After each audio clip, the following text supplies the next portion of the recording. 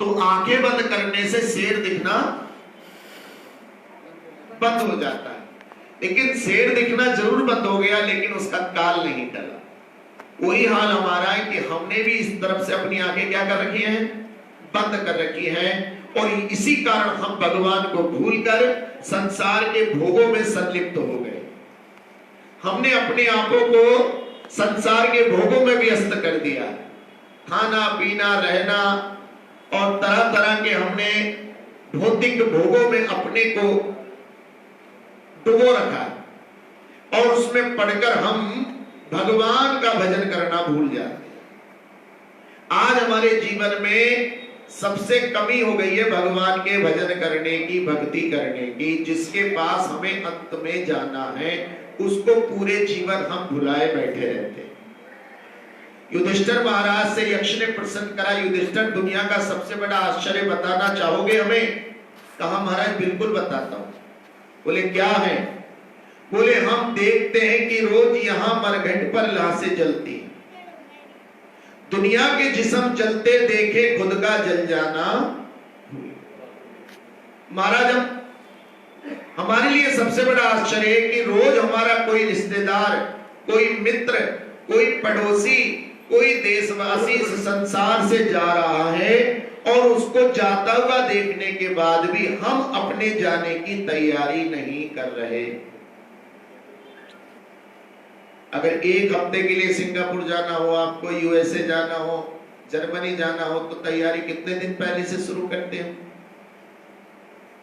2 दिन के लिए हरिद्वार जाना हो तो हमारा सूटकेस लगता है, हमारा टूथपेस्ट का नाइट में कौन से पहन लेंगे, बाहर कौन से पहनेंगे, ठंडी लगेगी तो कौन से कपड़े पहने, कितनी तैयारी करते। लेकिन जहां हमें परमानेंट जाना है उसकी हमारी कोई भी तैयारी। एक मनुष्य बहुत चालाक थे, उन्होंने कहा कि भैया यमराज को प्रसन्न करने की कोई विधि बता सकता है? बोले एक साधु ने कहा मैं बता दूंगा। क्या करेगा? बोले मुझे कुछ काम है। उसने घनघोर तपस्या करके यमराज को प्रसन्न कर लिया।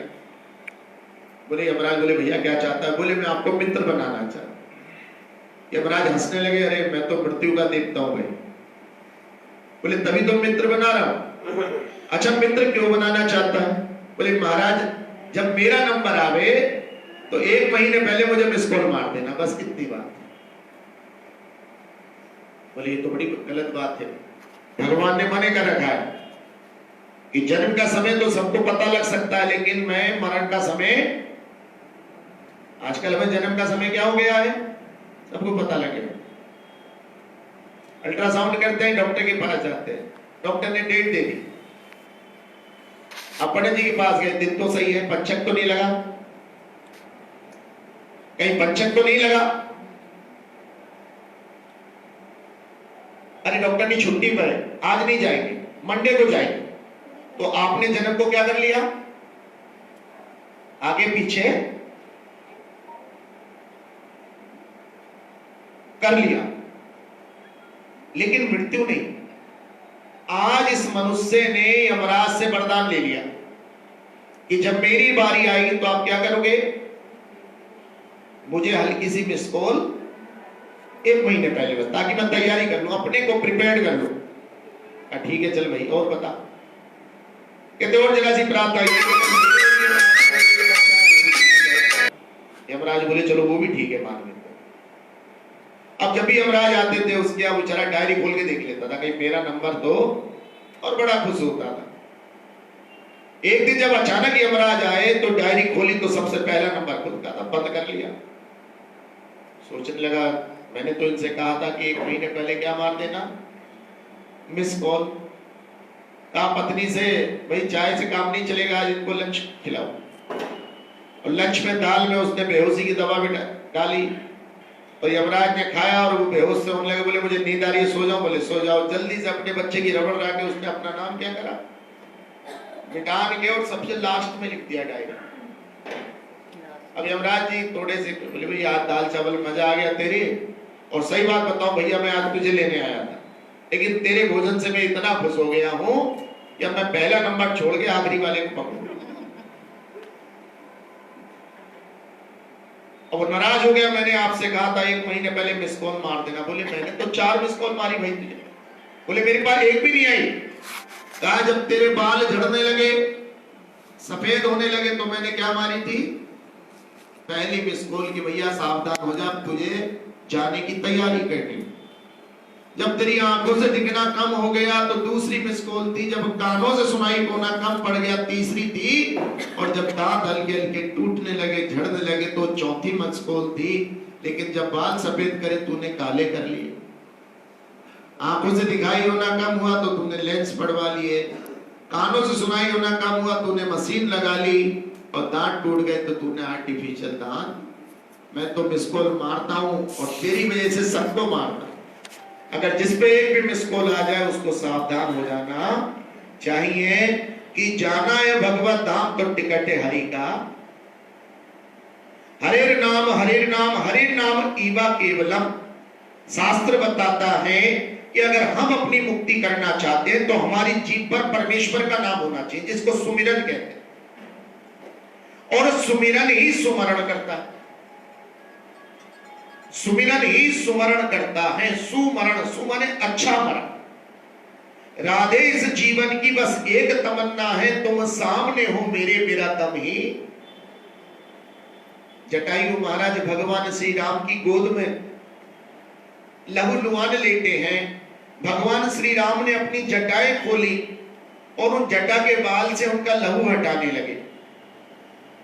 कहा जटायु परेशान मत हो, मैं तुम्हें एक नया दिव्य शरीर दूंगा। बोले महाराज अब शरीर नहीं चाहिए, इससे बढ़िया मेरी मुक्ति क्या होगी, मैं आज आपकी गोद में हूं। न रोए बन गमन पर जो पिता की वेदनाओं पर, उठाकर गिद्ध को अपनी गोद को आंसू खूब बहाते हैं। जिस समय भगवान श्री राम वनवास को जा रहे थे, दशरथ महाराज रोने लगे, पीछे पीछे पुकारने लगे, लेकिन राम जी ने पलट कर नहीं देखा। कहीं माता पिता की आज्ञा में मुझसे कोई कमी ना रह जाए, कहीं मैं अपने पिता को पलट कर देखूंगा, उनकी दशा देखकर मैं अपना निर्णय ना बदल लूं। इसलिए भगवान राम जी सीधे चले गए वन को। लेकिन आज वही श्री राम एक साधारण पक्षी गिद्ध को अपनी गोद में आकर आंसू क्यों बहा रहे हैं? ये हमारा दैहिक स्तर पर किसी से चाचा ताऊ भाई बहन का रिश्ता हो सकता है। ये रिश्ता तो हमारा 50 60 70 80 90 95 100 वर्ष का है। लेकिन इस आत्मा का परमात्मा से इटर्नल रिलेशन है, एक शाश्वत संबंध है, जिसको कभी भी हमें भूलना नहीं चाहिए। उसी को याद करने को हमारे संतों ने सुमिरन कहा। साधु संग सर्व शास्त्र कहे, लब मात्र साधु संग सर्व सिद्धि हो।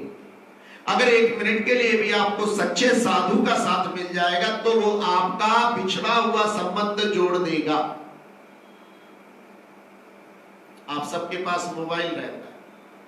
मोबाइल में सबसे महत्वपूर्ण चीज क्या है? Connectivity, signal. अगर कनेक्टिविटी रेगुलर है, अच्छी है, तब तो मोबाइल काम करेगा, वरना वो मोबाइल काम करने वाला, चाहे कितनी बढ़िया क्वालिटी का मोबाइल हो, कितना बढ़िया सिम हो, कोई सी कंपनी हो, अगर कनेक्टिविटी नहीं है तो वो बेकार है। ऐसी हमारा हाल है। हम भी एक मोबाइल के समान हैं। हमारे अंदर एक आत्मा रूपी सिम पड़ा है, और उस सिम में जब हम हरि नाम करते हैं, सुमिरन करते हैं, तो हमारी कनेक्टिविटी परमात्मा के साथ कर देता है, और यही हमारे आनंद का समय होता है। पहले साधु संत घर छोड़कर जाते, वो जंगलों में तपस्या करते थे, नदी पे तपस्या करते थे, पहाड़ों पर तपस्या करते थे। लेकिन जगत गुरु शिला प्रभुपाद जी जब अमेरिका गए 1965 में, तो बहुत सारे अंग्रेजों ने कहा कि where are you coming here, कहां से आ रहे हो, क्या करने के लिए आए हो, तुम लोग तो बैकवर्ड कंट्री से हो, हम लोग तो डेवलप कंट्री से हैं। तो कहा नहीं, मैं कुछ देने नहीं आया हूं, मैं तो एक डाकिया हूं जिसकी ड्रेस फटी हो सकती है, जिसकी जेब में 1 रुपया भी ना हो, लेकिन अगर उस पर 10 लाख का मनी ऑर्डर आएगा तो वो आपके घर 10 लाख रुपए पहुंचा कर जाएगा। वो भले चाहे लखपति हो या ना, चाहे उसके चप्पल टूटे हो, लेकिन वो आपको 10 लाख पहुंचा के देगा। तो प्रभुपाद जी ने कहा कि मैं भगवान का एक दूत हूं और भगवान का संदेश आपको देने आया हूं। बोले क्या? बोले तुमने जो भगवान से संबंध भुला रखा है, मैं उसको केवल स्मरण कराने आया। तब प्रभुपाद जी ने एक कथा सुनाई कि बॉम्बे का एक अरबोपति धनवान का एक छोटा बच्चा 5 वर्ष का, वो ट्रेन में बिछड़ गया। और उस समय इतना मोबाइल नहीं चलता था, इतना फोटो नहीं चलता था।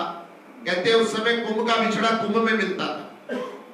वो बिछड़कर जयपुर आ गया बच्चा 5 साल का, और वो पर्टिकुलर अपना एड्रेस नहीं बता पा रहा था। नाम बता रहा था, पिता का नाम बता रहा था, लेकिन पर्टिकुलर की बॉम्बे महाराष्ट्र से हुई है नहीं बता पा रहा। जयपुर की पुलिस चौकी पर उस बच्चे को बैठा लिया गया। उसे भूख लगी, भैया बिस्कुट लाके दिया गया। वो रोता रहा, खाता रहा, रोता रहा, खाता रहा। ये उसकी दिनचर्या हो गई। हफ्ते बाद बार उसने रोना बंद कर दिया, चूंकि वहां मां नहीं थी, पिता नहीं था, तो कोई स्नान कराने वाला नहीं था। देखते देखते वो बहुत धनवान परिवार का बालक मेला कुचेला हो गया, उसके कपड़े गंदे हो गए। अब फिर जब आसपास की दुकानों में जाकर वो मांगने लगा, और जो भी लोग आता था वो ये सोचते थे, देखो कि भिखारी का बच्चा देखने में कितना सुंदर है, पता नहीं इसके माता पिता कहां होंगे। अचानक की बात, उसका कोई रिश्तेदार जयपुर आया और उसने उसको पहचान लिया और उसने कहा कि भैया ये तो उनका बच्चा है। पुलिस वालों से लिखत पढ़त करी और उस बच्चे को लेकर चला। और जब बच्चा अपने माता पिता के वहां पहुंचा तो उसकी मां ने उस मेले कुचेले बच्चे को तोड़कर अपने सीने से लगा लिया, उसको खूब प्यार करा और जल्दी से घर में लेकर गई, उसको स्नान कराया और उसको फिर नए कपड़े पहना दिया। तो जो भिखारी बच्चा था वो 1 मिनट में क्या बन गया? जब वो अपने पिता के पास था तो लखपति करोड़पति हो गया, और जब पिता से हट गया तो वो क्या हो गया? और फिर वापस कहां गया? पिता के पास। तो वही हाल हमारा। हम परमपिता परमेश्वर के एक अंश हैं, लेकिन अब इस दुनिया के तमाशे में आकर अपने को भूल जाते हैं। हम देखते हैं कि रोज यहां तरह तरह के तमाशे सजते, और दुनिया का तमाशा क्या देखा, घर लौट के जाना। दुनिया की अंधेरी गलियों में हम भटक गए कुछ इस तरह, मंदिर भी पड़ गए मार्ग में, हम शीश झुकाना। हम अपने में ही मस्त हो गए। तो साधु संतों का काम होता है आपके संबंध को जोड़ना, इस आत्मा को परमात्मा से पुनर् संबंध स्थापित करना। भगवान श्री राम इस धरा नाम पर प्रकट हुए। पुनर्वसु नक्षत्र, लोगों ने पूछा महाराज ये पुनर्वसु नक्षत्र क्या है? पुनर्वास का मतलब होता है, जैसे हमारे हरनाम चावला जी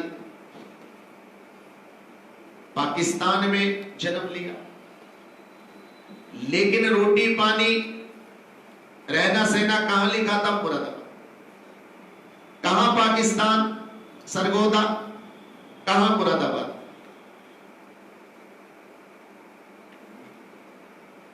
कहां सरगोदा, कहां? देखिए, हर नाम का मतलब है हरि नाम। क्या है? हर नाम का शुद्ध शब्द क्या है? हरि। और हरि नाम क्या है? कीर्ते यद ध्यायतो विष्णु त्रेतायाम यजतो मखे।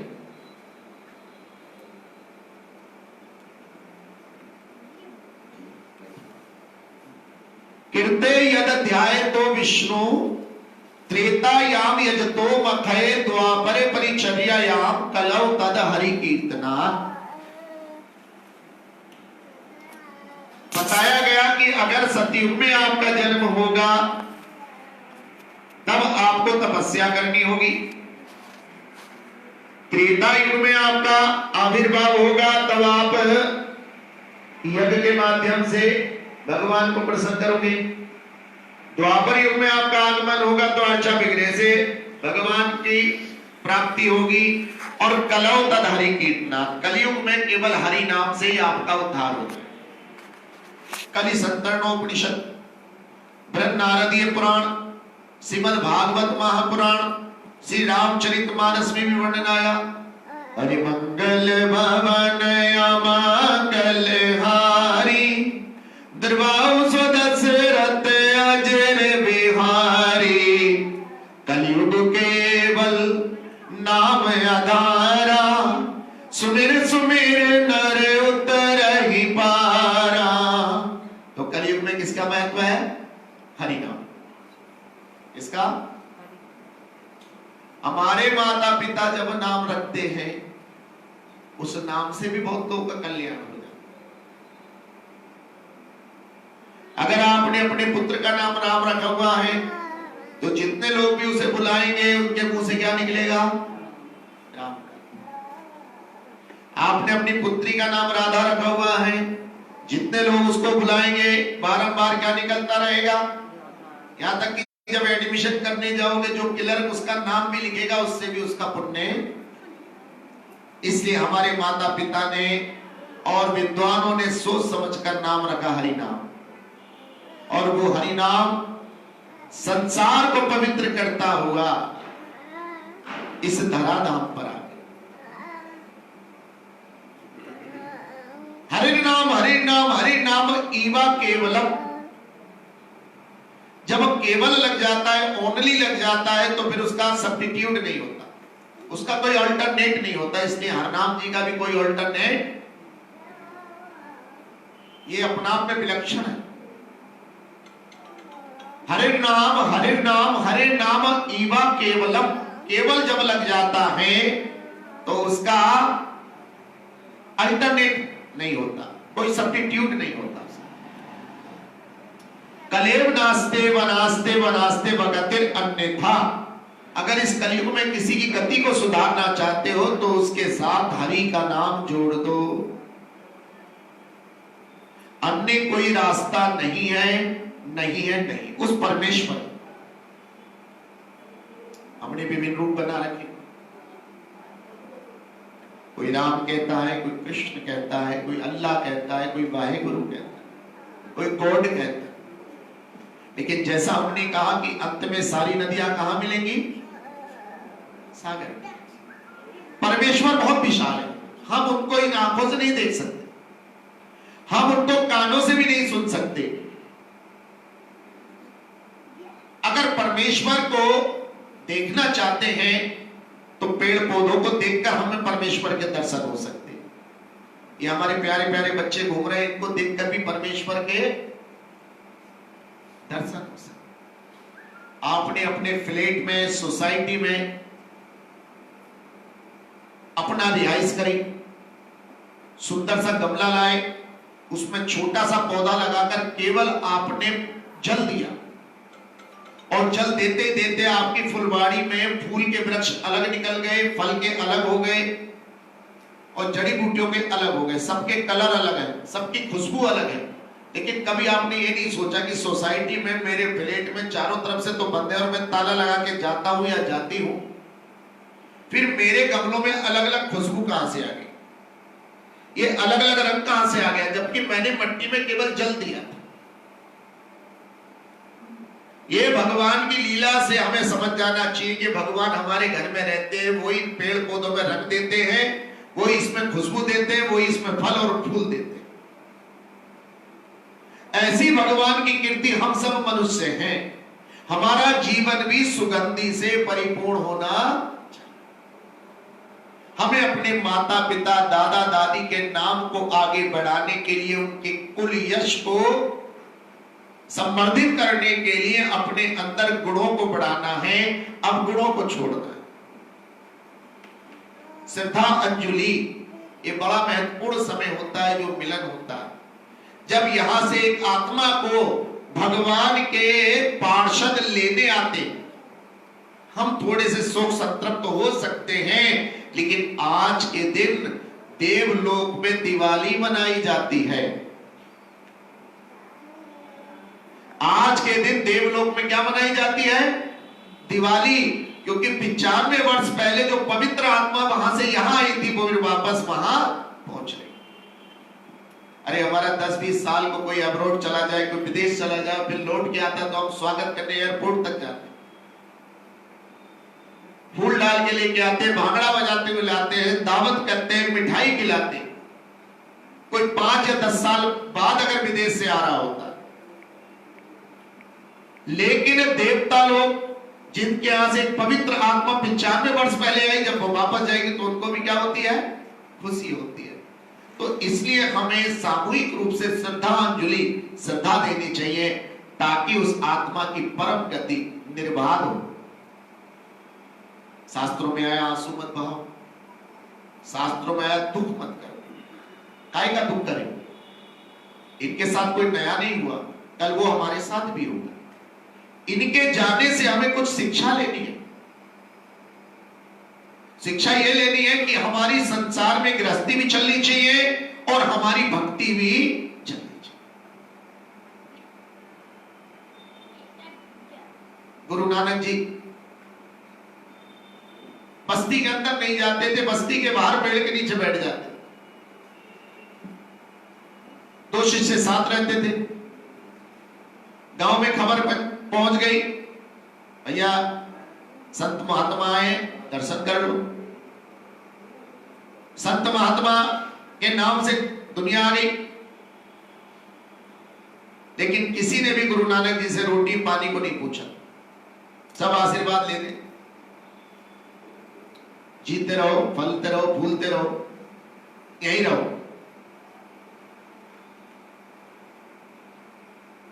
बाला मर्दाना को बड़ा आश्चर्य हुआ कि आज पता नहीं इस गांव के लोग इतने कंजूस क्यों हैं।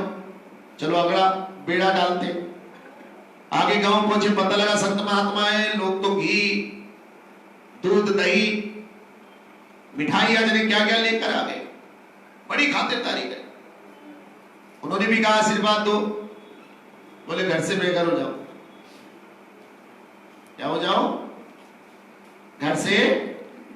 दोनों शिष्यों को बड़ा आश्चर्य हुआ कि जिन्होंने आपकी कोई सेवा नहीं की उनसे कहते हो फलो फूलो यही रहो, और जो सेवा कर रहे हैं उनसे बोलते हो कि घर से। महाराज जी को समझ नहीं आया। कहा देखो भैया, जो अवगुणी लोग हैं उनको संसार में फैलना नहीं चाहिए, उनका अवगुण वही रहना चाहिए, तो वो बढ़ेगा नहीं। और जो गुणी लोग हैं, जो सुगंधि फैलाने वाले लोग हैं, उनको सर्वत्र फैल जाना चाहिए। अरे गुलाब का फूल अगर वाटिका में रहेगा तो फूल वहीं तक रहेगा, लेकिन गुलाब के फूल को जब वहां से ले जाकर जगह जगह हम पहुंचाएंगे तो सुगंधि सब जगह फैलेगी। तब बाला और मर्दाना को समझ में आया कि जो अच्छे लोग हैं उनको सर्वत्र जगह जगह जाकर अपने गुणों को आगे बढ़ाना चाहिए, आगे बढ़ाना चाहिए। ऐसी हमें आज विशेष शिक्षा लेनी है कि जो हरनाम जी के व्यक्तित्व के अंदर गुण थे, हम उनको आत्मसात करें। वो कहीं नहीं गए, वो यही हमारे आसपास हैं। उनके द्वारा इस धराधाम पर छोड़े गए भरे पूरे परिवार, उनके द्वारा किए गए धार्मिक, आध्यात्मिक, सामाजिक, सांस्कृतिक, शैक्षिक, व्यापारिक विविध प्रकार की क्रियाओं के द्वारा जो उन्होंने संपन्नता लेकर आए हैं, हम उसी संपन्नता को आगे बढ़ाएंगे। इनके जीवन से आज हम कोई ना कोई दुर्गुण छोड़ने का संकल्प लेंगे और किसी गुण को हम आत्मसात करेंगे। कोई भी महाआत्मा, आत्मा एक ही साइज, शास्त्रों में उसका परिमाण बताया, मेजरमेंट बताया कि बाल के नोक को 100 बार भाग करो। जब 100वां हिस्सा फिर पकड़ लो तो उसका पुनः 100 भाग करो। इतनी बड़ी आत्मा होती है, अर्थात बाल की नोक का 10,000वां हिस्सा। गीता में भी लिखा है, भागवत में भी लिखा है, वो पुराणों में भी लिखा है। और इसी बात की चेकिंग करने के लिए अमेरिका में एक मृत प्राय व्यक्ति को बहुत मोटे शीशे के ताबूत में बंद करके और बारीक सी उसको ऑक्सीजन दी गई। सब तरफ से एयर टाइट कर दिया गया कि उस आत्मा को हम देखना चाहते हैं कैसे निकलेगी। ये हिंदू लोग, ये सनातनी लोग, ये भारतीय लोग बोलते हैं कि आत्मा बाल के नोक के 10,000वां हिस्सा होता है। हम इसको चेक करना चाहते हैं और आपको आश्चर्य होगा कि जब वो आत्मा जो सोयल उस शरीर के बॉडी के अंदर से निकली तो मोटा शीशा भी चटक गया, लेकिन उसको कोई भी कैमरा पकड़ नहीं पाया। आज हमारे शरीर का सारा पार्ट बदला जा सकता है, सारे पार्ट को हम ट्रांसप्लांटेशन कर सकते हैं, प्रत्यारोपण कर सकते हैं, लेकिन आत्मा आज भी कोई नहीं बदल सकता। ये आत्मा परमात्मा का अंश है। ममे वांसो जीव लोके जीव भूत सनातना। भगवान ने पहले ही घोषणा कर दी कि हे अर्जुन, ये जो मनुष्य हैं, ये जो 84 लाख प्रकार के जीव हैं, इनमें मेरा एक अंश है और इस अंश को कभी भी नाश नहीं किया। इसलिए वो कहीं नहीं गए। एक शरीर था 5 भौतिक तत्वों से बना हुआ, वो यहीं से हम लेते और यहीं हम दे देते। अगर हम अपने जन्म लेने के विज्ञान पे जाएंगे तो माता पिता की यही विवाह हुआ, दोनों के मिलन से हमारी उत्पत्ति हुई, हमें कहीं बाहर से नहीं लाया गया। यही के 5 भौतिक तत्व, धरती आकाश जल अग्नि वायु, इन 5 तत्वों से हमारा शरीर बना। पिता ने इसके अंदर जीवन प्रदान किया, माता ने इसको शरीर दिया। शरीर और जीवन जब मिले, शरीर और आत्मा जब मिले तो हमारा जन्म हो गया।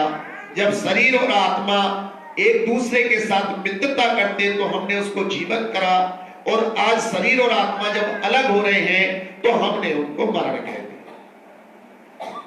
ये 3 क्रियाएं सबके जीवन में चले, कोई भी इन क्रियाओं से बच नहीं सकता। तो इसलिए हमें ऐसे अवसर पर क्या करना है, हमें अपने गुणों को